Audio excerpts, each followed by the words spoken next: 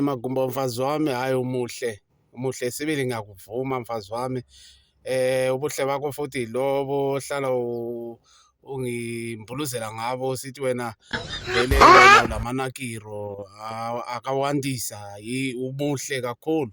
Kodwa-ke inye nje into esixabana ngayo lapha mfazi wami mani, uyazi ekuphekeni lapha mfazi wami ekuphekeni mfazi wami, wena umuntu akucele nje into esimpulu ukuthi umenzele i-beef stew, wena uzovele wenze kube yinaphi tapi, yazi kube kutheste sengathi imukaka, angazi umuntu usuke sengathi udla lokhu abakubiza bethi inzungu ntamenya.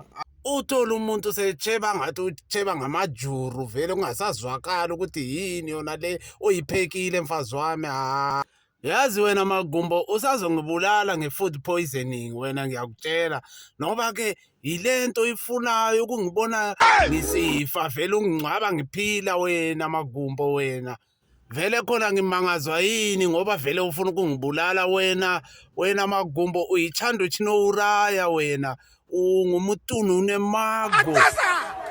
Yazi umuntu avele abe yidenja nje empilweni omunye umuntu, phela wena uhlukananga le nto ekuthiwa yipano opfungayira panemoto. Yazi wena uzongibulala wena.